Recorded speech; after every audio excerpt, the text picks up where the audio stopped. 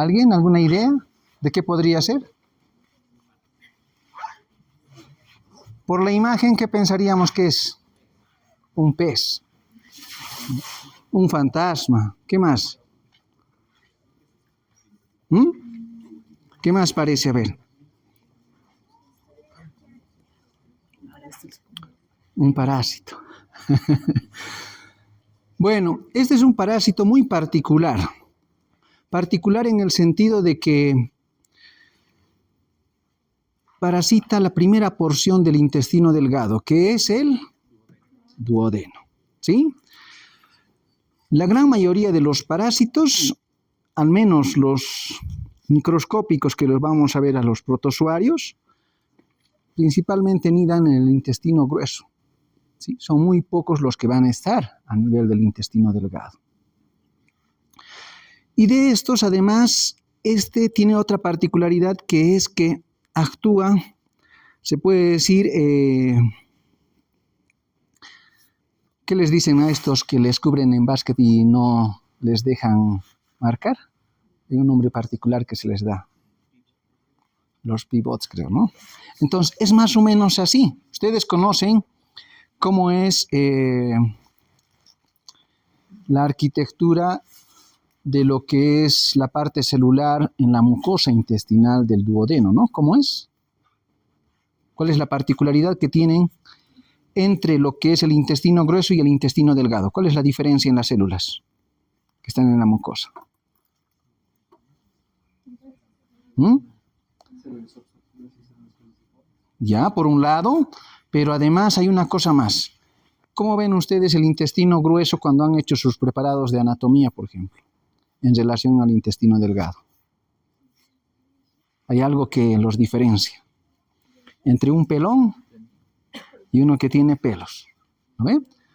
El intestino grueso no trae microvellosidades. En cambio, el intestino delgado, sí. ¿Verdad? Entonces, lo que pasa es que este hace ese pivot. No le deja a estas microvellosidades entrar en contacto con el contenido del intestino para poder hacer esa absorción, ¿no? Porque eso es lo que hacen las microvellosidades, aumentan el espacio, la posibilidad de absorber nutrientes. Entonces ya se imaginarán, si eso es lo que hace, ¿qué podría causarnos como problemas? ¿Mm? ¿Cuál es su finalidad del pivot? Que no pueda anotar. En este caso, si yo cubro a las microvellosidades, ¿qué estoy evitando? Entonces, ¿cuál va a ser el problema central que nos va a dar este parásito? Una mala absorción intestinal. ¿Sí? Y si no absorbemos nutrientes, ¿qué va a pasar con nosotros? Nos desnutrimos. ¿Sí? Entonces, así de sencillo es su función de este parásito. ¿Sí? Si eso viene a su cabeza, el resto es cuestión de simplemente hilar un poquito más, y eso es lo que vamos a aprender hoy. Este es un parásito que vive en el duodeno, que su forma activa es el trofozoito, ¿sí? Que lo que hace es recubrir, si es que ustedes quieren, así como está recubriendo la pared, por ejemplo, que hay detrás de esto, de estas maderas, lo mismo hace. Empiezan a recubrir todo lo que es la parte del duodeno y una parte del yeyuno, evitando que puedan absorber los nutrientes. Pero por otra parte hay algo importante que también ocurre en el duodeno. ¿Qué cosa más suele aparecer ahí? ¿Qué otra cosa ocurre en el duodeno que no ocurre en el resto del intestino delgado? Se secreta bilis y ¿qué más? El jugo pancreático. ¿Sí? ¿Para qué se secretan estos? Entonces lo que van a hacer es disgregar los alimentos para que puedan ser más asimilables. ¿Sí? Pero si eso no ocurre, ¿qué va a pasar más allá? No se llegaría a absorber.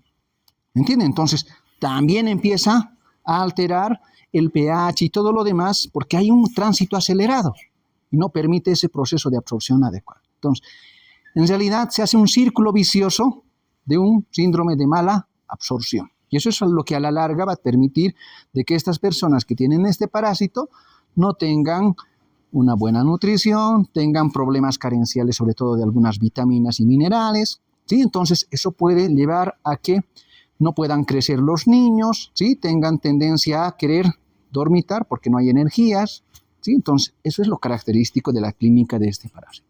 Entonces, como ven, no es nada difícil, ¿verdad? Ahí en la definición ponen eso, ¿sí? Dicen, es una infección intestinal provocada por Giardia lamblia, ese es el nombre del parásito, también se lo conoce como Giardia intestinalis o Giardia duodenalis, ¿sí? Que se aloja en el intestino delgado. Como les mencionaba, ¿dónde? El duodeno. Se transmite, ¿cuándo? Cuando nosotros consumimos agua, alimentos o por contacto con superficies contaminadas con heces infectadas, causando síntomas como diarrea, gases, dolor abdominal y náuseas, ¿sí? ¿Cuál es la forma infectante principalmente de los protozoarios? No. El quiste, ¿sí? Que es la forma, como hemos dicho, de resistencia que tienen al ambiente externo para que ellos puedan mantenerse viables y cuando ingresen nuevamente al tubo digestivo puedan resistir, ¿qué? El ácido clorhídrico, ¿sí? Y es ahí, como quien dice, ese es el que les activa a la vez para que se dé el proceso de desenquistamiento, ¿sí? Normalmente, una vez que pasa eso, se transforman en la forma activa, ¿sí? Que llegarían a ser en este caso los trofozoitos, decía, ¿sí? Estos trofozoitos tienen una particularidad, vamos a decir, dentro de su estructura. Han visto estas sopapas que suelen utilizarse en el baño o estos adhesivos que utilizan para pegar en los vidrios, por ejemplo, ¿no? Que generan una presión negativa, ¿sí? Algo similar, ellos tienen una ventosa que hace que se puedan adherir muy bien a la mucosa intestinal, ¿sí? Entonces, eso va a generar todo ese conjunto de signos y síntomas que hemos mencionado, fruto de toda esta alteración que se da a este nivel de lo que son el intestino delgado. ¿De dónde surge la importancia de estudiarlo? Por un lado está el hecho de que es uno de los parásitos con más alta prevalencia, ¿sí? Está bastante disperso en todo el mundo, por tanto es cosmopolita, pero tiene ciertos predominios en estas zonas, se puede decir, donde hay mayor cantidad de humedad, que son las zonas tropicales y subtropicales, ¿sí? Por otro lado, predomina en ¿quiénes? ¿Quiénes son los más vulnerables? ¿Por qué razón? ¿Cuál es el factor de riesgo de los niños para que sean vulnerables? Todos se ponen a la boca. ¿Y qué más? No tienen buenos hábitos higiénicos, ¿sí? Entonces, eso hace de que tengamos uno de los problemas más importantes y además es un grupo vulnerable. Entonces, imagínense si nos diera diarrea a nosotros, ¿será lo mismo que le dé diarrea a un niño de menor de 5 años? ¿Sí? Entonces, por ahí pasa el hecho de tener que darle mayor importancia porque ellos tienen mayor riesgo a padecer algún problema serio de salud. También menciona de que es un problema de salud pública. ¿Por qué? Porque evidentemente se afecta a grandes cantidades de poblaciones y esto tiene que ver con el estado nutricional. Pues todos queremos estar bien nutriditos, saludables, ¿verdad? Si nosotros vemos que hay niños desnutridos, los famosos ETs que se les llaman. ¿Han visto la película ET? ¿Todavía alguno de ustedes? ¿O no? Sí, ¿no ven? Delgadito, algo parecido a mí, ¿no? Así flaquito, pero barrigoncito, ¿no? Es algo así. Entonces, es lo que suele ocurrir con estas personas, ¿no? Que tienen este problema de la giardiasis. Epidemiológicamente, como ven, tiene una alta prevalencia. Como menciona ahí, a nivel mundial se estima que hay unas 200 millones de personas que estarían infectadas y de estas 500.000 sufren la enfermedad como tal, porque el resto pasa también muy desapercibido, asintomático en un gran porcentaje, ¿sí? América Latina se calcula que hay por lo menos 20 millones, ¿sí? Es decir, que 15% de la población estaría al menos en el estrato socioeconómico teniendo problemas de giardiasis. La prevalencia se estima entre un 18.98%, presentándose en la mayor parte de ellos en quienes, en los preescolares y escolares, que serían los menores de 10 años prácticamente, ¿sí? Entonces, como ven, de ahí es que surge la importancia de tener que tomar en cuenta. Y hablando un poco del agente etiológico. Como les había mencionado, este es un parásito que tiene varios nombres dependiendo de dónde se los suele mencionar. El estado infectante es el quiste, el hábitat habitual es el intestino delgado, pero principalmente el duodeno y el IE1. Es una zoonosis. ¿Qué significará eso? ¿Me entienden? Entonces, no solamente están implícitos los seres humanos, sino también algunos animales, principalmente los que están más cercanos a nosotros. ¿Quiénes son? Gatos y perros. Porque han visto alguna vez cómo se limpia el perro su potito, porque siempre anda brillando, ¿no? En parte. El gato, ¿ya? Pero también el mismo can. ¿Sí? Y a nosotros nos encanta, ay, querida mascota, ¿no? Así que hay que tomar en cuenta. Como estos quistes, la mayoría son eliminados en las heces, entonces si nosotros no tenemos cuidado, como dice su compañero, este perro está limpiándose en el pasto y luego nosotros vamos al pasto y nos estamos echando al aire libre, qué lindo, ¿no? Puede ocurrir este proceso de infección. Entonces, por eso se considera también una zoonosis, no es solamente un problema de los seres humanos, sino puede ser viceversa entre animales y humanos. Porque, ¿qué es lo que normalmente los perros hacen? Cuando ven algún popó suelto por aquí, por allá, van, corren, ¿no? Por eso se van también a la letrina a querer tomar el agua de allá. ¿Sí? Entonces, ese en ese sentido. Entonces, tiene dos formas morfológicas, que son los trofozoitos y los quistes. Los trofozoitos, que son esta forma activa o dañina, si es que ustedes quieren, que es la que se encuentra en el hábitat natural, y por otro lado está la forma de resistencia, que son los quistes, que van a ayudar, como quien dice, a perpetuar la especie, diseminándose de un ser humano a otro, o en su caso de animales a seres humanos, o de seres humanos a animales. Y esa es la idea central que tienen ellos. Como ven, ¿qué forma tiene este? Otros lo dicen que tiene una forma de pera, otros dicen triangular, ¿sí? Entonces, hay varias formas que uno puede ver. Si ustedes ven en el microscopio electrónico en la parte baja, es diferente, ¿no? Y ven esta imagen un poco... A ver, déjenme ver el puntero. ¿Sí? A esto es a lo que les decía esa ventosa. Esta parte de acá. ¿Sí?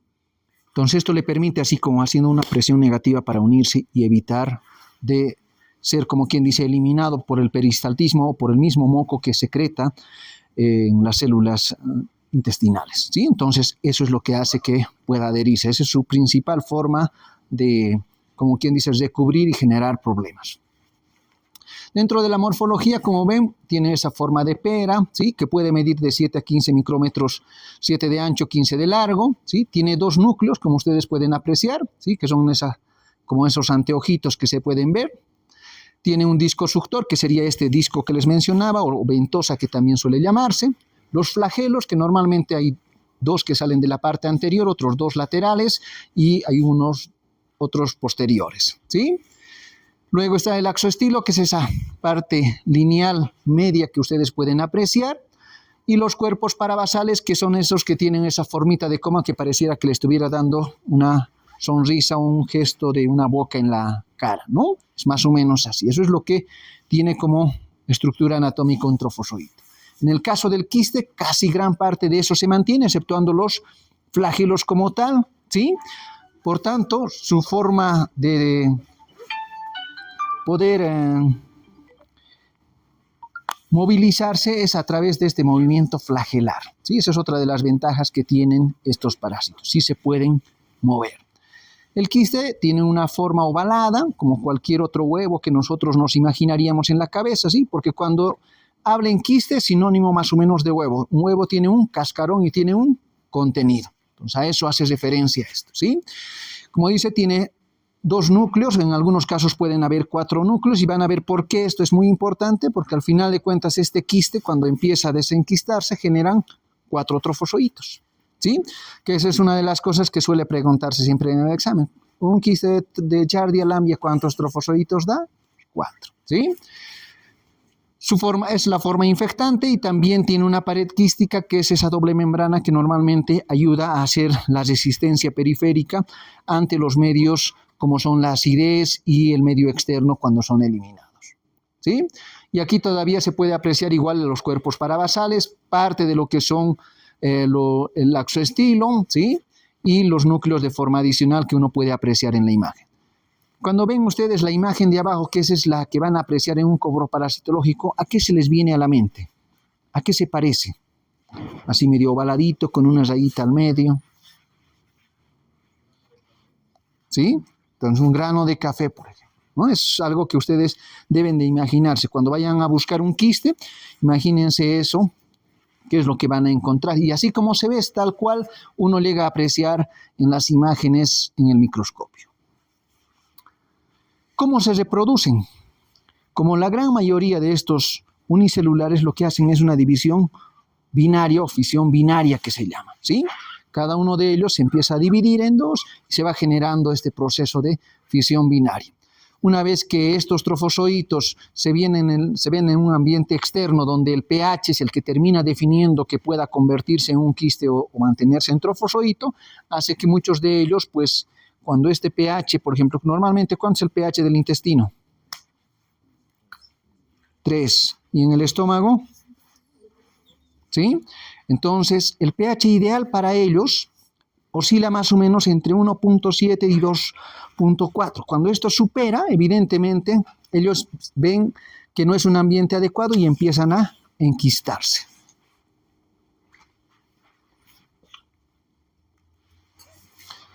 La transmisión.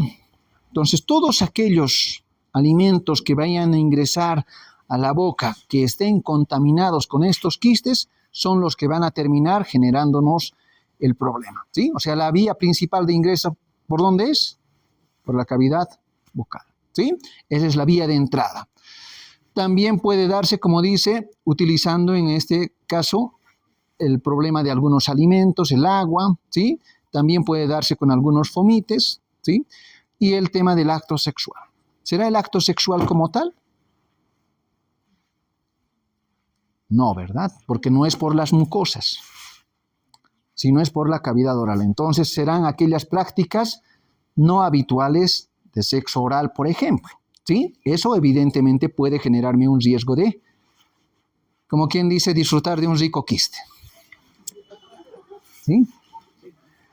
Entonces, la cantidad necesaria como para que me pueda generar un problema, también es adecuado mencionar que necesitamos por lo menos de 10 a 100 quistes, ¿sí?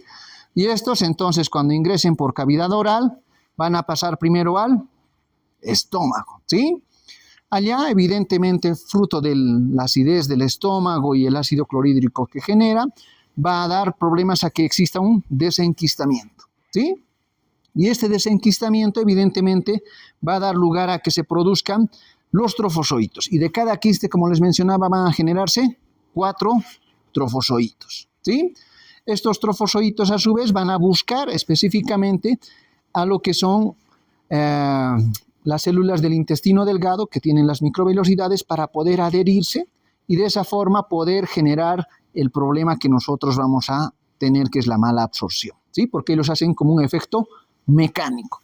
Pero además de hacer ese efecto mecánico, ustedes saben, ¿no? Este pívot al querer, como quien dice, evitar de que pueda anotar, puede lastimarle también. Y es por eso que también en algunas situaciones nuestro sistema inmunológico, cuando ve esto, lo reconoce como algo ajeno. Y hemos dicho que esta reacción hace que exista un proceso inflamatorio. Y eso hace que tengamos la famosa inflamación catarral que llaman, ¿sí? Que es como una escaldadura, si es que ustedes quieren. Y si alguien tiene una escaldadura, ¿quiere que le toque algo? Ni siquiera la prenda, ¿no ve? Entonces, algo similar ocurre. Entonces, ¿qué es lo que hace el intestino al ver esto? Viene un alimento, pone en contacto con él y lo que hace es irritarse. Y al irritarse aumenta el peristaltismo, secreta más moco, ¿sí? Y eso evita de que los ácidos biliares junto con el contenido pancreático pues no pueda cumplir su función como es disgregar estos alimentos y es acelerado. Y esto mismo lleva a que el resto del intestino también se fatigue porque el pH se altera, ¿sí? Y al alterarse lo que hace es igual, acelerar más rápido todavía. Y el que termina recibiendo de forma inmediata es el colon. Pero el colon, al ver que no es nada, como quien dice, bien digerido ni nada, porque su función más importante del colon es absorber agua y electrolitos. ¿Sí? Entonces no cumple esa su función o absorbe lo necesario, lo que puede, y vacía. Entonces van a darnos cuadros diarreicos que se van a caracterizar por esta mala absorción. Si no se ha absorbido bien, ¿qué es lo que voy a ver en las heces? Heces con grasa, fétidas, ¿qué más? Restos alimentarios, porque no se ha podido dar el grado de digestión correspondiente ni la absorción necesaria. Entonces, a eso es a lo que se llaman las deposiciones lientéricas, ¿sí? Que hay todavía restos alimentarios. Entonces, todo ese ciclo va a darse en función a eso, ¿sí? Como ven en la parte baja y va mencionando de que el tema de las sales biliares, el tema de tener esta ausencia del colesterol hace que esto se convierta rápidamente en lo que son los quistes, ¿no? Estos trofozoitos se conviertan dependiendo de ese pH que hemos mencionado, que también es importante considerar. Como dice, un medio ácido de 1.5 a 4 es lo que para ellos es adecuado, al menos para poder sobrevivir. Entonces, este desenquistamiento va a dar fruto a que estos quistes puedan darle viabilidad y mantener, como quien dice, la especie que son los trofozoitos, que es la forma activa, ¿sí? La infección del huésped comienza cuando los quistes ingresan por vía oral, luego de su paso por el estómago llegan al segmento duodeno y ayunal y se produce el desenquistamiento liberando los 4 trofozoitos binucleados al lumen, ¿sí? Que esa es la idea central. Ahí ustedes tienen algunas imágenes con el microscopio electrónico que van mostrando justamente este proceso de desenquistamiento. Luego viene la fase del enquistamiento. Para que esto ocurra, como menciona aquí, hay 4 etapas o fases que son esenciales, ¿sí? Por un lado está la inducción y la transducción del estímulo del enquistamiento, fruto de todo este cambio, como les mencionaba, principalmente el del pH y del ambiente externo, que es lo que estimula. La expresión diferencial de genes de estadios específicos, que va a alterar, como quien dice, a que ellos puedan tener que condensar su cromatina y todo lo demás para prepararse. Después está el hecho de la síntesis y transporte de los componentes de la pared del quiste para poder tener esa resistencia periférica y el ensamblaje de la pared celular como tal para que podamos tener este quiste como tal, ¿sí? Entonces todo ese proceso lleva evidentemente su tiempo. Ahora, la patogenia como tal, ya les he explicado, es bastante sencillito, nada como para no olvidarnos, es como recubrir el piso con una cerámica, que es lo que hace, ¿no? Es un mosaico lleno de trofozoitos, si quieren, que está cubriendo las microvellosidades del intestino y evita el proceso de absorción. Esa es la finalidad principal, ¿sí? Como dice Giardia Lambia, se adhiere al intestino delgado mediante un disco de succión o la ventosa, como les mencionaba. Los trofozoitos interfieren con la absorción de los nutrientes y causan diarrea, mala absorción y deshidratación en algunos casos, ¿sí? Porque si hay una abundante eliminación de deposiciones, evidentemente va a caracterizarse. ¿Y cómo creen que va a ser esta diarrea? ¿Será dolorosa, no dolorosa? Porque las más de las veces hay estas diarreas, ¿no? Estas diarreas que nos llevan al baño con un retorcijón, y hay otras que uno va con las ganas y, como quien dice, sale como si nada, ¿no? Sin generar mayor problema, ¿sí? ¿Qué tipo de diarrea creen que va a causar? ¿De esas con dolor o sin dolor? Con dolor. ¿Qué piensa el resto? ¿Doloroso? ¿No? ¿Sí? ¿Quién es el que estimula la sensación de querer ir al baño? ¿Dónde están esos estímulos? ¿Dónde se encuentran?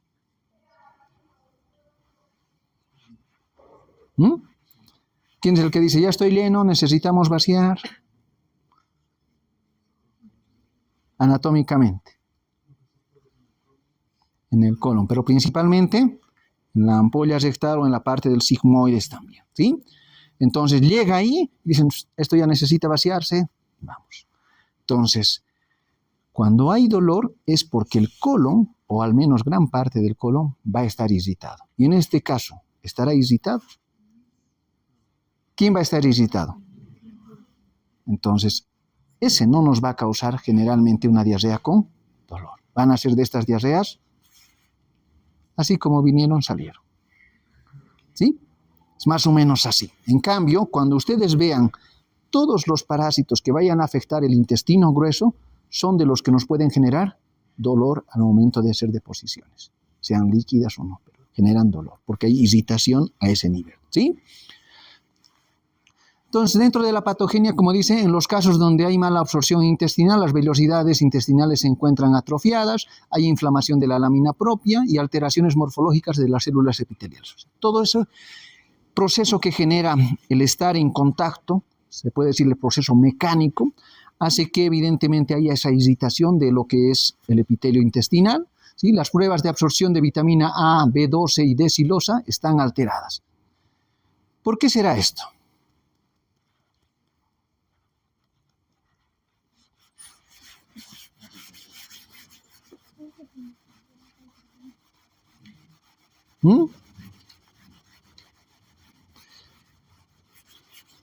En gran parte se debe justamente a que la primera porción del intestino y la última que está cerca del ciego son donde se absorben generalmente gran parte de estas vitaminas, ¿sí? Y sobre todo una vitamina muy importante que también tiene que ver con esto que no está mencionada acá, que es la vitamina K, ¿sí?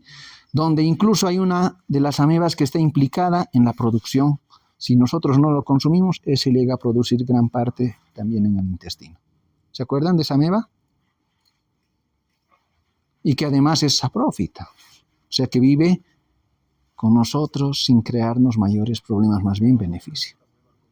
La Entamoeba coli, ¿sí? Así que cuidado que alguno de esos laboratoristas les pongan abundante cantidad de Entamoeba coli y ustedes no, metronidazol, ¿no? Cuidado que estén haciendo eso. ¿En quiénes sí debería de considerar eso? Histolítica, pero no. Si yo tengo Entamoeba coli y está con un proceso diarreico, ¿a quién sí debo de tratarle y a quién no? ¿Quiénes son grupos vulnerables? Inmunocomprometidos, ¿sí? Ya sea por inmunosupresión o inmunodepresión.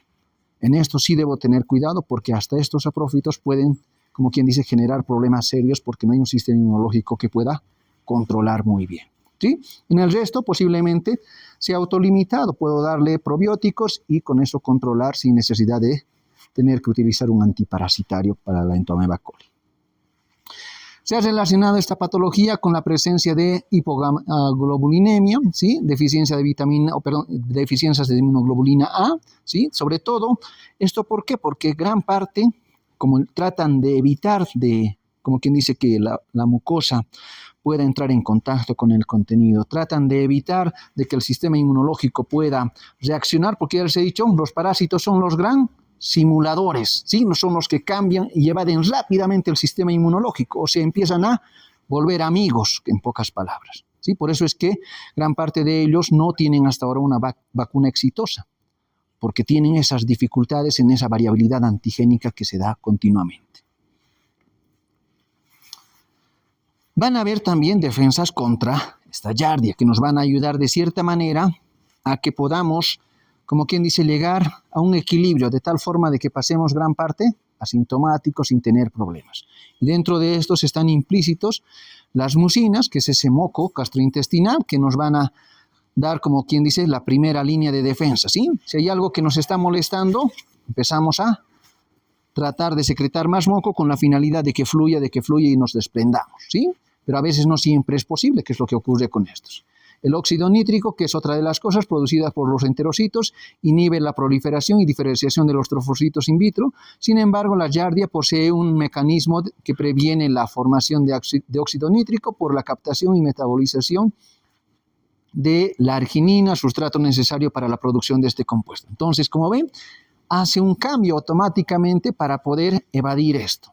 Y también están las alfa-defensinas que se insertan en la membrana de los trofosoditos de giardia y crean poros que producen una lisis celular, ¿sí? Entonces, como ven, van generando acciones también por parte de los parásitos para evitar este sistema inmunológico que nosotros tenemos, como quien dice, como una forma de defensa adicional. Ahí tienen un poco el ejemplo de lo que va pasando con el sistema inmunológico como tal, de lo que ocurre, ¿sí? Generalmente nuestras primeras fuentes de inmunoglobulinas que están presentes son las inmunoglobulinas M, ¿sí? Luego seguidas de las G, ¿no? Normalmente, indistinto del proceso, generalmente eso es así. Pero cuando se tratan de los parásitos, los que están más implícitos son los... ¿Quiénes? ¿Ah? Conmigo hemos llevado ya inmunidad. ¿Dónde están los que estaban en esa clase? Las IgE y las IgA. ¿Sí? Porque ¿dónde están estos? En el intestino. ¿Sí? ¿Y qué es lo que se secreta en el intestino? Moco. Entonces, todo lo que son secreciones mucosas desde la cavidad oral hacia abajo, generalmente son los que más están presentes las inmunoglobulinas A. ¿Sí? Luego, cuando se tratan de estos parásitos, por eso es nuestro sistema inmunológico celular, interviene con las inmunoglobulinas A mediante los anticuerpos que se estimulan. ¿Sí? Entonces, ahí ustedes tienen, dice, el ser humano infectado por Giardia lamblia presenta anticuerpos IgM en el 100% de los casos, porque es nuestra primera línea de defensa y ellos tienen que estar presentes. Luego vienen las IgG, que son las de memoria, que estos incluso pueden durar varios meses o años incluso después de haber sido infectados, aunque hayamos eliminado los parásitos. Y luego vienen las IgA en el 60% de los casos. ¿Sí? Sin embargo, los niveles elevados de la inmunoglobulina A especifican que son el mejor marcador para ver lo que es giardiasis, ¿sí? Inclusive más que las IgM, ¿sí? Porque las IgM, ¿cuánto tiempo duran?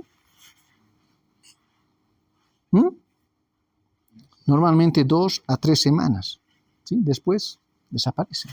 Entonces, más me va a servir para procesos agudos o reagudizados, pero después no.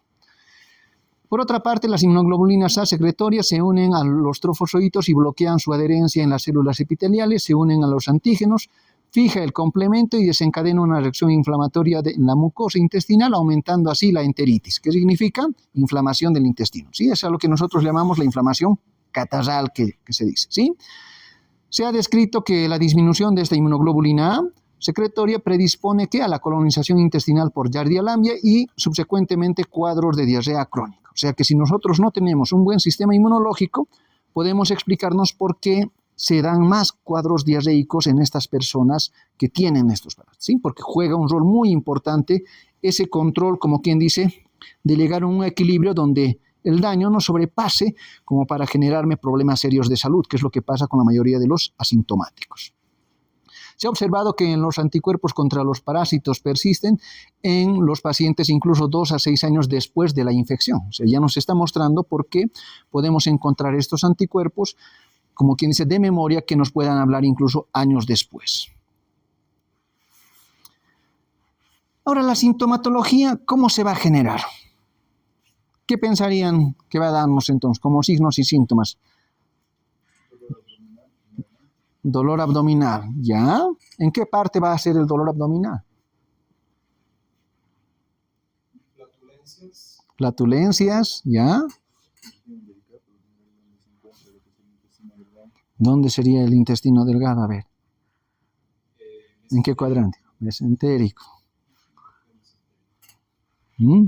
¿Cómo se dividen los cuadrantes anatómicamente?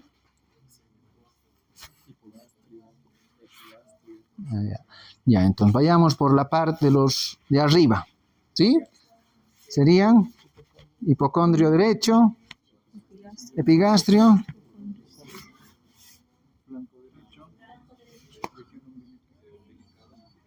mesogastrio, ¿sí? Mesogastrio perimetral. Flanco izquierdo, hipogastrio, eso es hipogastrio, fosa ilíaca izquierda, ¿sí? Entonces, ¿dónde va a dolerme? ¿Dónde voy a esperar que tenga el dolor? En el epigastrio. ¿Por qué en el epigastrio? ¿Está ahí el duodeno?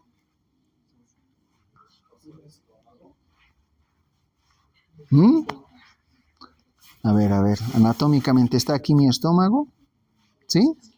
¿O está un poco más aquí? ¿Sí?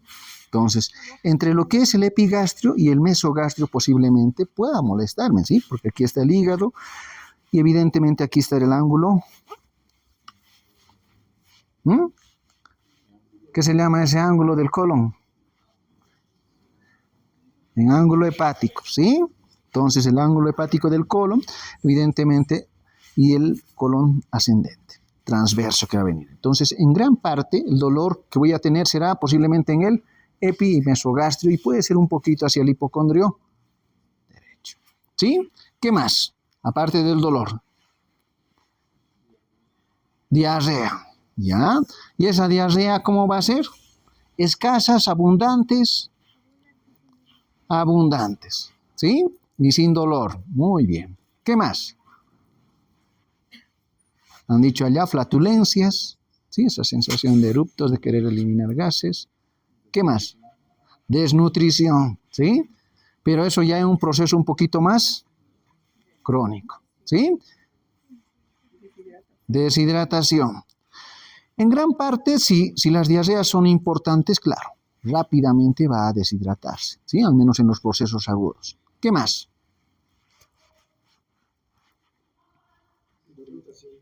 ¿Perdón? Dormitación. Sensación de ganas de dormitar, ¿ya? Por un proceso febril,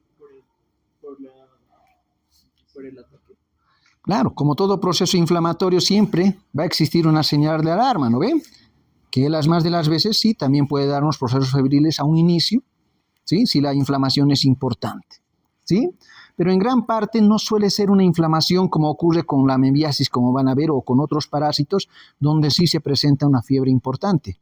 Porque esto es un poco más en la parte superficial, no en la parte donde está la submucosa, porque esa es la parte que está en realidad irrigada y inervada, ¿sí?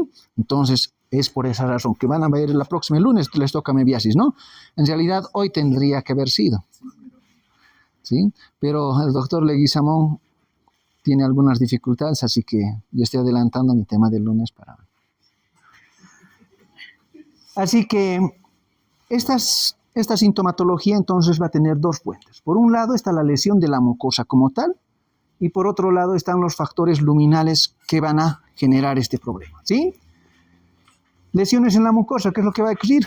Esta atrofia de las microvellosidades y por ende evidentemente vamos a tener un aumento, como dice ahí, de los linfocitos, que esto puede generar una alteración que podemos apreciar en un hemograma, por ejemplo, ¿sí? Los productos secretorios y excretorios de los parásitos que de cierta manera van a irritar y van a generar este proceso catarral, que es lo que se va a manifestar con lo que hemos mencionado, dolor local, ¿sí? Que va a haber un aumento del tránsito intestinal, la secreción de moco, ¿sí? Que favorece eso. En los factores luminales, como dice, aumento de la flora bacteriana, aumento de las sales biliares y dificultad de absorción, la disminución de las enzimas, principalmente disacáridas, tripsina, lipasa, que aumentan la eliminación de grasa. Entonces, si va a haber un aumento de esto, ¿qué es lo que va a ocurrir? ¿Qué es lo que debería de preguntarle a esta persona? Adelante. Claro, pero a ver, recuerden esto, ¿sí?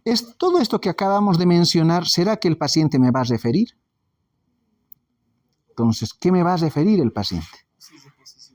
¿Cómo van a ser esas deposiciones? Tendrían que tener características del olor malo, que sean grasas. Dicen que a veces flotan las heces de una persona con giardiasis. ¿Ya? ¿Por qué razón flotarán las heces? Grasas, ¿me entienden? Entonces, por eso es muy importante eso. ¿Qué más? Proteínas. ¿Pero qué es lo que va a ocurrir? ¿Qué es lo que le da el olor a las heces? O sea, hay un sobrecrecimiento bacteriano fruto de la cantidad de carbohidratos que generalmente se fermentan más rápido, ¿sí? Entonces, un aspecto esencial, si no hay una buena absorción, como dice allá, de lo que son los disacáridos, ¿sí? Entonces, evidentemente vamos a tender, como decía su compañero, ese es un poco más fétidas, ¿sí? Por ese sobrecrecimiento bacteriano que se da, ¿no? ¿Qué más? Ya, las flatulencias, ¿sí? Es muy confundido con los problemas de una gastritis. Alguna vez ustedes, porque se dice que de cada 10 personas aquí en Cochabamba, 8 tienen gastritis, así que aquí hay varios que tienen gastritis. Sienten esa sensación de que comen algo y les sienta pesado, están un poco hartados, ¿sí? Con unas ganas un poco nauseosas. Y más suele ocurrir en el desayuno que en el resto del día, ¿sí? Si alguno tiene eso, ya puede sospechar que podría estar implícito. Si no es una gastritis, podría ser giardia. ¿Sí? Eso es lo característico. Entonces, estas personas van a referirme posiblemente a lo que acabamos de mencionar, ¿sí? Esa sensación de flatulencia, esa sensación de náuseos en la mañana, de sentirse medio hartado cuando comen algo. Por otro lado, van a haber estas deposiciones líquidas, no siempre son constantes, pero sí se pueden dar, de mal olor, ¿sí? Van a haber también, por otro lado, como les decía, esa sensación de que pareciera que no hubiera digerido nada, como que lo que he comido se ha ido recto al baño, ¿sí? A eso es a lo que se llaman lientéricas, ¿sí? Con restos alimentarios. Al menos uno puede apreciar restos de zanahoria, tomate, que normalmente eso no debería de verse así, ¿sí? Entonces, eso es lo que tendré que preguntar en cuanto a signos y síntomas a los pacientes. Le diré si las heces están flotando o no están flotando en la taza, porque normalmente no debería de ocurrir eso, ¿sí? Entonces, son esas pequeñas cosas que me van a decir de los signos y síntomas, porque esto está bien para mi comprensión como médico, pero al paciente le tengo que transmitir en palabras que sean comprensibles para él, ¿no? Entonces, esa será la idea de buscar estos signos y síntomas. Como les decía, una gran parte pasan de forma asintomática, ¿sí? ¿Por qué? Porque generalmente afectan a los adultos y estos adultos, pues como quien dice, encuentran este equilibrio entre nuestro sistema inmunológico y el convivir bien con estos parásitos. La intensidad de los síntomas menores en personas con giardiasis en zonas endémicas que empeoran que en personas positivas visitantes en zonas no endémicas. Esto ya habíamos conversado en algún momento de que el sistema inmunológico llega a una etapa donde, como quien dice, aunque tengamos malos vecinos, igual convivimos, ¿no ve? Nos tratamos de llevar de alguna manera, ya sin dar importancia, y tratar de llevar la fiesta en paz, como quien dice, ¿no? Algo similar ocurre con nuestro organismo. Ya estamos habituados a que el vecino de al lado de vez en cuando se ponga a levantar su música fuerte a medianoche. Ya estamos acostumbrados. Algo similar pasa. Pero alguien que no está acostumbrado dice, no, esto no está bien, ¿qué pasa? Y va a reclamarle, ¿no? Entonces, eso pasa con la gente que no tiene estos problemas, que es lo que, por ejemplo, ocurre con la gente del exterior cuando viene aquí, ¿sí? A la primera semana o segunda, dependiendo del periodo de incubación, van a empezar a presentar los signos y síntomas de una giardiasis, porque para ellos no es habitual, ¿sí? Por eso hace mención de que las personas que no están en zonas endémicas que tienen este problema son los que más tienden a manifestar. Entonces, vamos a tener ya en estas situaciones sintomáticas, si es que ustedes quieren, por un lado la giardiasis aguda y por otro lado la giardiasis crónica. La aguda, que va a caracterizarse, como dice, esa diarrea acuosa explosiva, voluminosas, de olor muy fétido, espumosas, de color amarillento o con aspecto de hierba molida, ¿sí? Que normalmente, como decía, flota en el agua del baño, con restos alimentarios y con la característica de que son expeditas sin dolor cólico, ¿sí? Es a lo que decíamos hace un momento. Adicionalmente a esto, vamos a apreciar también que puede presentarse ese dolor abdominal localizado principalmente en epigastrio, ocasionalmente en hipocondrio derecho y en la región vesicular, ¿sí? Porque en algunas ocasiones puede simular eso, porque el dolor cólico es característico de ¿qué tipo de músculo? Músculo liso, ¿sí? Entonces, eso puede llegar a veces a confundirnos. Y desde luego, el diagnóstico coproparasitológico será el que nos va a terminar de ayudar a aclarar el panorama en estos casos, ¿sí?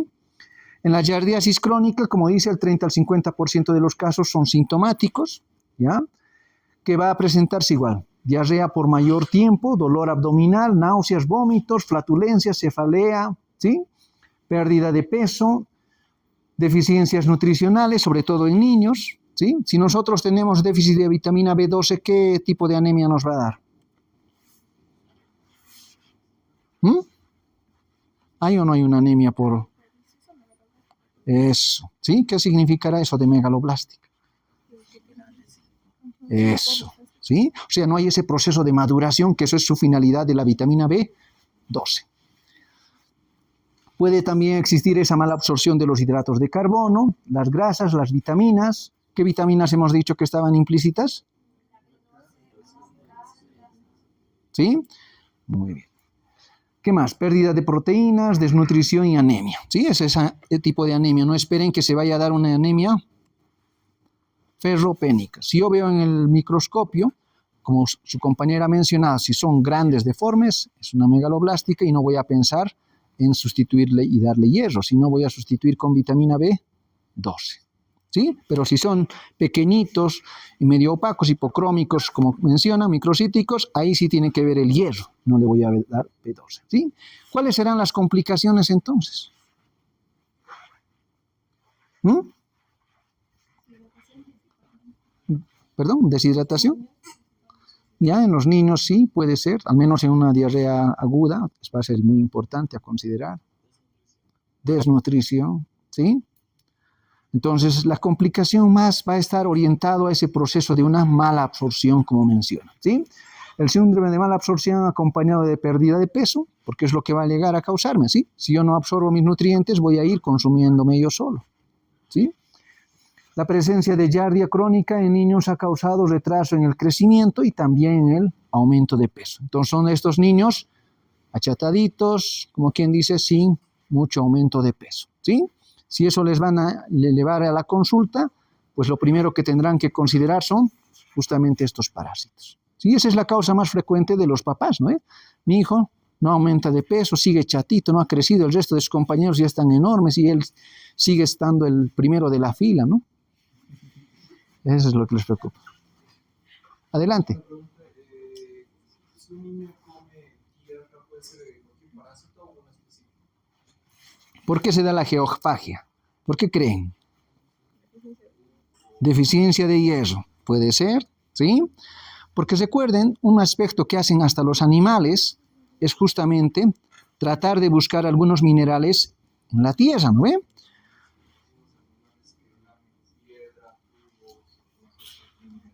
¿Me entienden? Entonces, justamente va orientado en ese sentido de que pueden dar problemas de déficit de hierro. Ya van a ir viendo que hay algunos parásitos que sí causan. Por ejemplo, las uncinarias, los famosos chupasangres que se los llama, ¿sí? Esos evidentemente van a generar carencia de hierro y es ahí donde se puede dar la geofagia, ¿sí? Y en algunos otros que también generen este déficit de hierro. Pero también hay en algunos casos la famosa pica que se les dice, ¿no? A las mujeres gestantes que tienen ese hábito también. Diagnóstico. ¿Cómo vamos a diagnosticarlos? Copro parasitológico. ¿Qué vamos a buscar en el copro? Quistes. Ya, quistes y trofosoditos dependiendo. Si son heces líquidas y abundantes, pues en la fase aguda posiblemente voy a encontrar trofosoditos más, ¿sí? Pero si son heces medio pastosas, lo más probable que encuentre son quistes. Pero como hemos mencionado, como tiene un trayecto tan largo, entonces, como quien dice, tiene mayor oportunidad de dispersarse. Y su sensibilidad del copro, ¿de cuánto era? ¿Recuerdan? No hay nadie de mi grupo práctico por aquí, a ver. Sí, ¿no? Bien, menos 5 puntos en participación. ¿Ah? ¿Cuál es la sensibilidad que tiene un copro parasitológico? ¿Cuál es la probabilidad de encontrar parásitos de cada 100 personas que tienen el parásito con un copro? No, tampoco sea tanta caña. Aumentele un poquito más. Más o menos, estamos por ahí. 30-35%. ¿Sí? Un copro parasitológico simple me va a dar esa sensibilidad del 35% más o menos. Ahora entenderán por qué se les pide a veces un seriado de 3. Porque queremos llegar a, ¿cuánto? 3 veces 35, ¿cuánto es? ¿Sí? Queremos llegar a ese 100% de confiabilidad. ¿Sí? Entonces, en la giardia, a veces esa sensibilidad es mucho más baja todavía. Por eso es que se utilizan otras técnicas o otros métodos para poder diagnosticar este. No es como los otros parásitos que viven un poco más allá, si es que ustedes quieren, que están más próximos a poder encontrar las heces. ¿Sí? Por eso es que una de las técnicas que se suele utilizar principalmente en el exterior son las técnicas serológicas, las inmunológicas. No utilizan las de apreciación directa del parásito. ¿Sí? Formas indirectas para diagnosticar. Pero ¿cuál es el problema?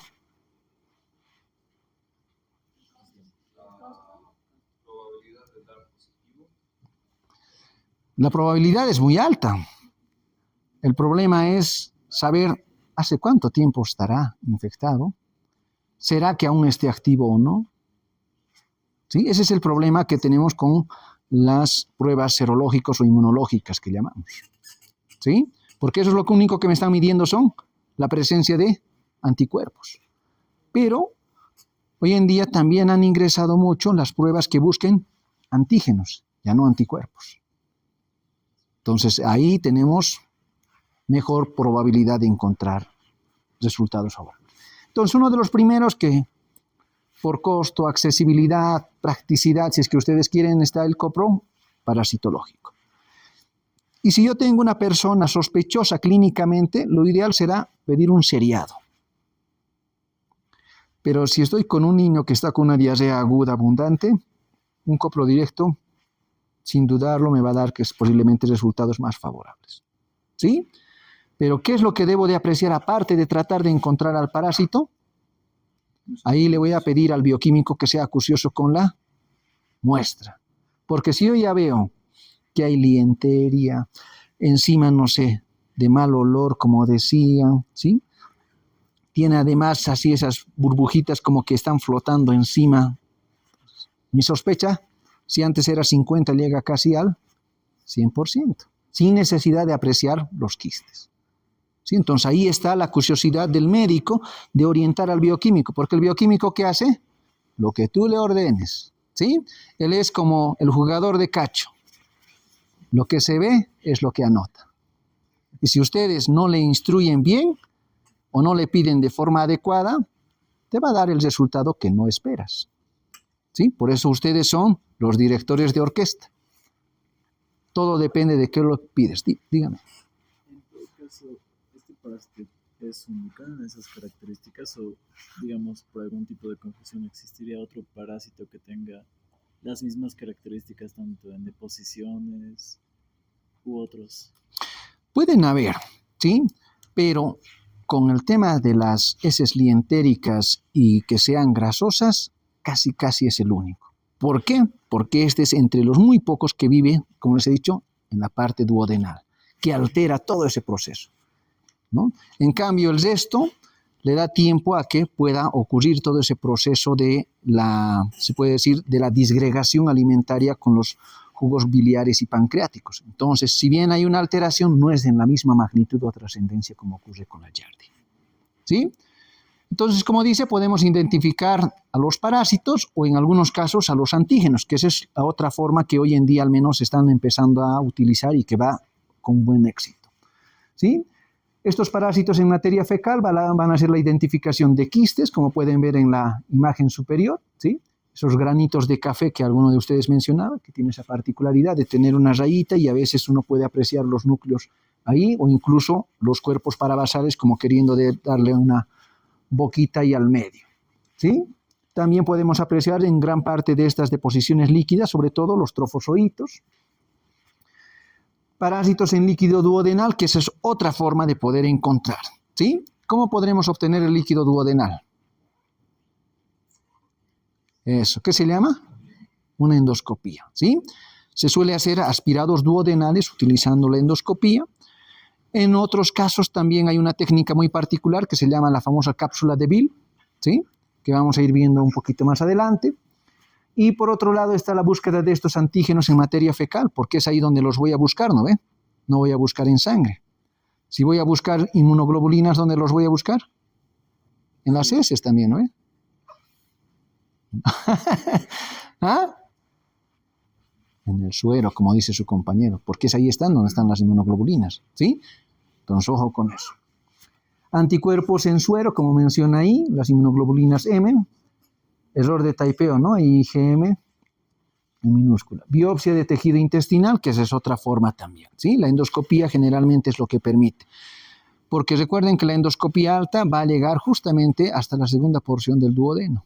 Entonces ahí sí voy a tener oportunidad de tomar muestras o un aspirado.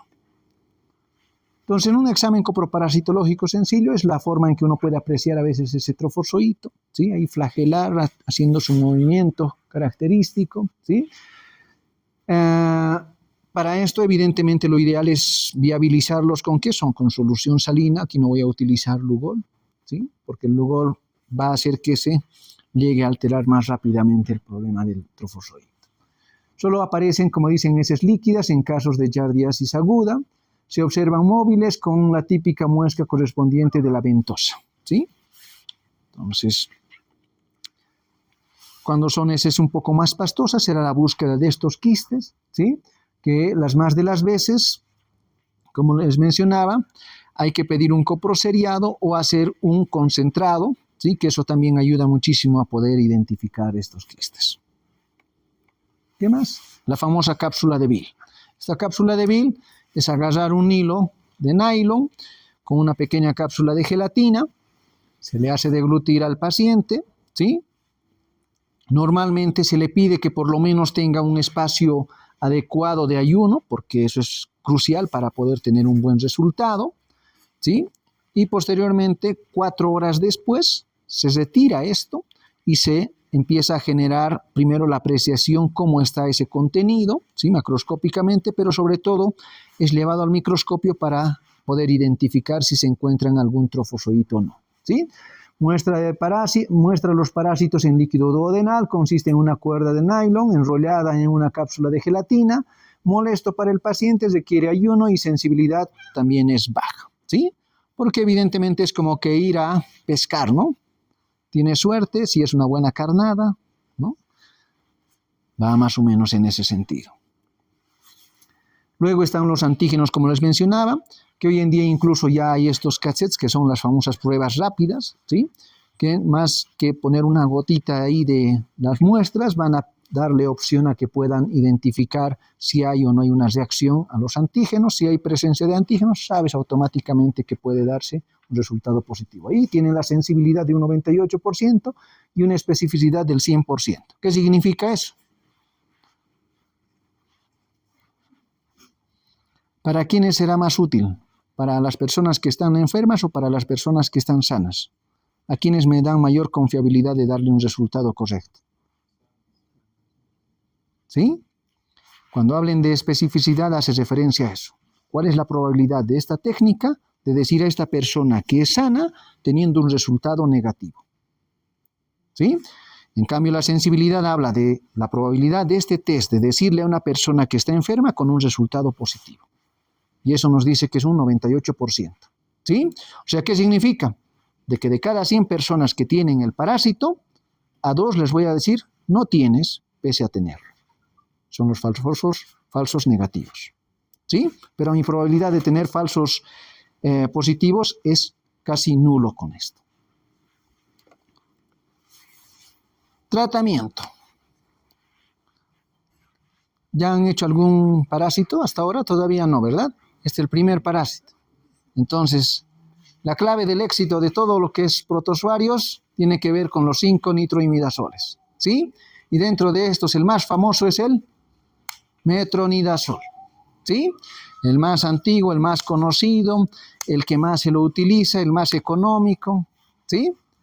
Pero que hoy en día es el que menos quieren confiar la gente, ¿sí? Porque dicen, no, ese ya no es efectivo, pero en realidad el problema grande que tenemos con el metronidazol es la vía de administración, ¿sí? La dosis y por otro lado, sobre todo, la frecuencia y el tiempo. Eso es lo que dificulta de que puedan cumplir. ¿Alguna vez alguno de ustedes ha probado siquiera una tableta de metronidazol? ¿Mm? Nadie. Hierro. ¿Qué tal es? ¿Es agradable? No, ¿verdad? Entonces es más o menos parecido al hierro, ese sabor medio metálico y además tiene un aliento medio particular que da el metronidazol y la mayoría de todos los azoles. ¿Sí? Los nitroimidazoles van a dar eso. Pero si yo consumo 7 a 10 días, pucha, pues, imagínate 7 a 10 días con ese sabor, con ese desgano, con esa sensación de que como y todas las cosas me saben insípidas, no es agradable, ¿no ve? ¿Y cómo creen que esos niños van a cumplir entonces ese tratamiento? Ahí la tienen a la mamá, tienes que tomar, ¿no? No es nada. Entonces, ¿qué prefieren los pediatras hoy en día? Darle un medicamento que sea económico y que es accesible al bolsillo de todos, o darle un medicamento que pueda hacerle cumplir la mamá. Algo que pueda cumplir, ¿no? Aunque cueste un poquito más, pero que tenga eficacia. Porque ¿qué es lo que va a ocurrir? Le voy a lograr dar 2 o 3 días, voy a controlar posiblemente la sintomatología, pero no voy a erradicar todos los parásitos.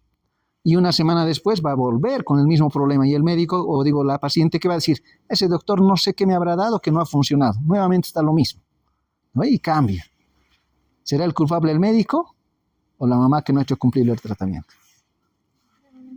¿Me entiende? Entonces, si uno quiere ser exitoso, tiene que saber también elegir un medicamento que sea eficaz, ¿no? Eficaz no solo en el sentido de que pueda matar los parásitos, sino eficaz en la forma en que la mamá pueda hacer cumplir a los niños, porque lastimosamente los niños son dependientes o no, ¿sí? Entonces pasa por ahí. Así que ahí tienen unas alternativas que tienen para elegir, ¿sí? Dicen, Secnidazol 2 gramos en adultos o 30 miligramos kilo peso, que generalmente es dosis única. Tinidazol 2 gramos adultos o 60 miligramos kilogramo peso en niños, que puede ser de 2 a 4 días. Ornidazol dosis única. Metronidazol, como ven, 250 miligramos 3 veces al día, ¿sí? En el adulto, y 15 miligramos kilogramo peso al día en los niños, que normalmente son 7 a 10 días, ¿sí? El albendazol, aquí viene alguien que no es muy propio de los protozoarios, ¿sí? El albendazol van a escuchar más para gusanos, si es que ustedes quieren, redondos, ¿sí? Gusanos planos macroscópicos, que son los helmintos, ¿sí? Los pluricelulares. Entonces, eso también viene aquí como algo adicional. Pero los que más se suelen utilizar en nuestro medio son el metronidazol, el tinidazol, y de un tiempo a esta parte el secnidazol, que ha entrado con mucha fuerza por ser dosis única también, ¿sí? Pero el costo, ni qué decir, son casi 10 veces más que el metronidazol, ¿sí? Así que ustedes eligen cuál quieren darle tratamiento.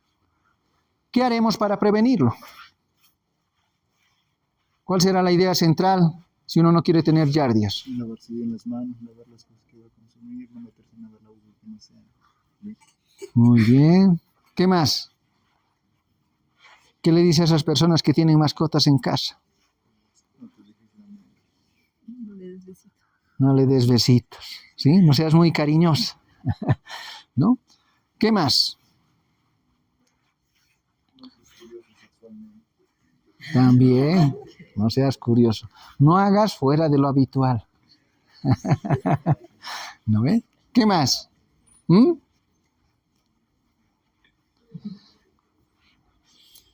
Una de las cosas que siempre va a ocurrir, y esto se da, es el tema de decir, si he hecho tratamiento, ¿cuándo debo volver a control?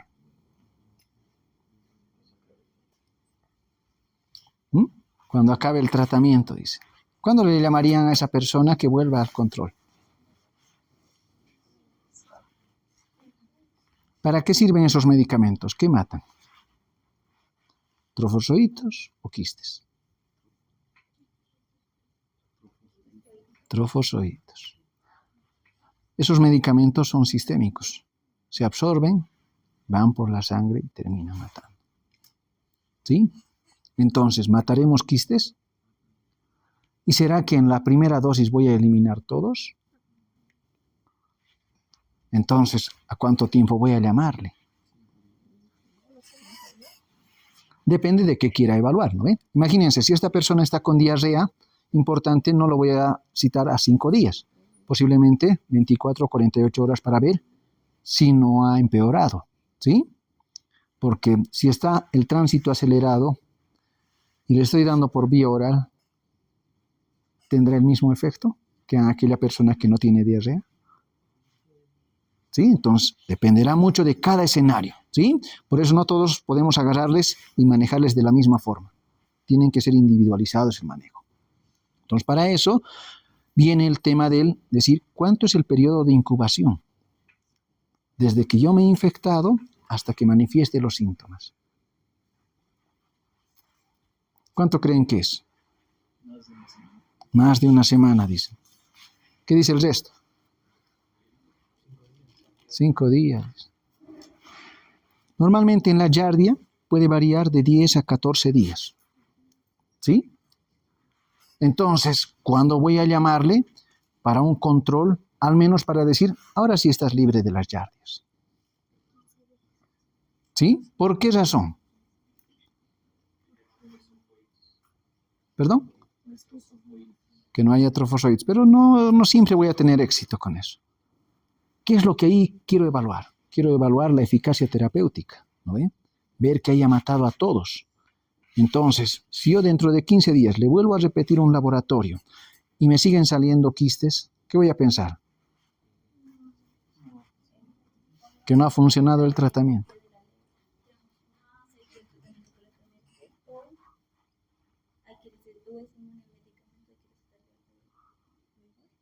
¿Ya? Por un lado está la resistencia al medicamento, ¿sí? Fracaso terapéutico porque no es un medicamento adecuado, no ha cumplido, alguna cosa ha ocurrido para eso. Pero ¿cuál es la otra sospecha?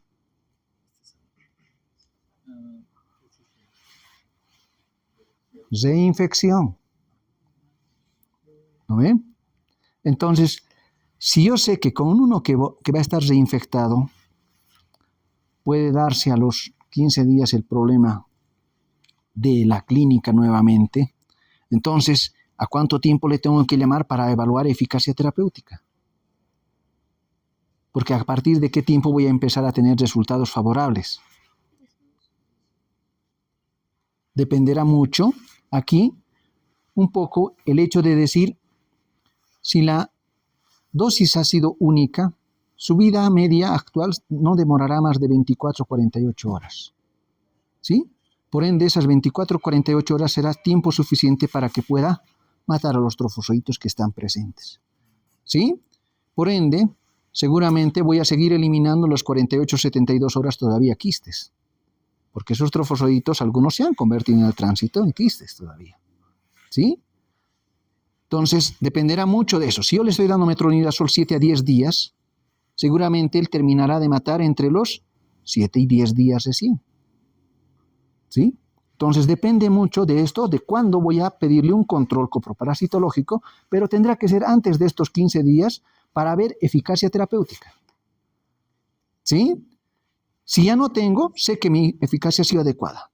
Pero si yo le controlo después de 15 días, tengo el riesgo de que haya sido una reinfección y no un fracaso terapéutico. ¿Sí? ¿Se entiende? ¿Sí? Porque aquí lo que tengo que evaluar, dime.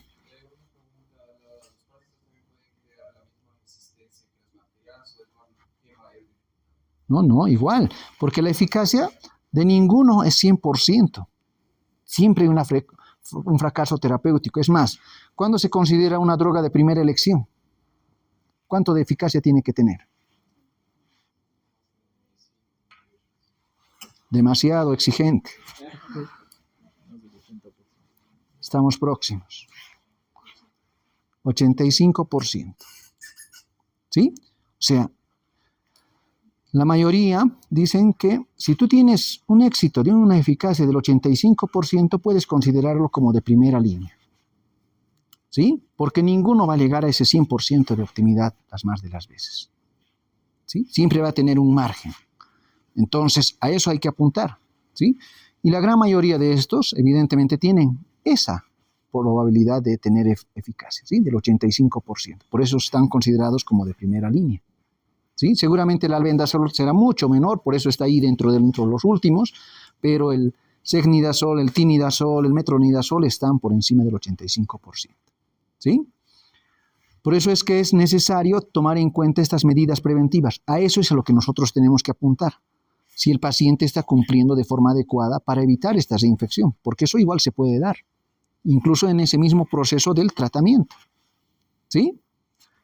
Si ha sido dosis única, yo todavía sigo eliminando mis quistes uno que otro en los siguientes 48 horas y vuelvo a reingerirlos, la probabilidad de éxito va a darse otra vez. Porque las más de las veces la autoinfección ano, mano, boca es el causante del 80-85% de la gente que tiene problemas de parasitosis. No suele ser por afuera, sino más bien de forma interna. ¿Sí? Como dice acá, entonces la prevención va a comprender todas las medidas que eviten la contaminación fecal y controlen todos los factores epidemiológicos. Se recomiendan las medidas higiénicas personales, principalmente lavado de manos, ebullición del agua por 10 minutos, filtración de alta calidad, ¿sí? Sobre todo en los acueductos o en las viviendas. El tratamiento de las personas con esta parasitosis es una medida importante. ¿Para qué? Para evitar que estos sigan diseminando. ¿Sí? ¿Dudas, preguntas? ¿Un parásito difícil de aprender? Sencillo. ¿La clave está en qué? Para prevenir, sí. Pero si yo quiero aprender de este parásito, ¿dónde está la clave del éxito? Más o menos.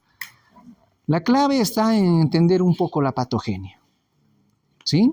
Si ustedes comprenden cómo nos empieza a dañar, fácil viene el resto, por deducción. ¿Sí?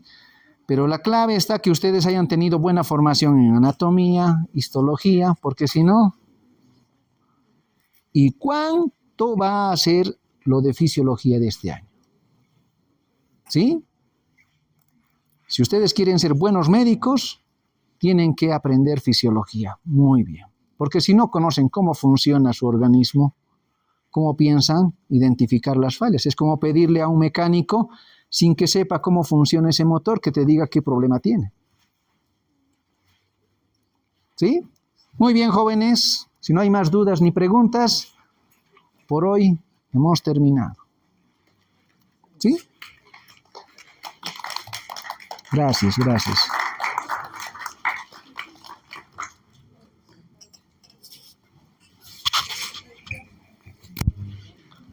Antes de que me olvide.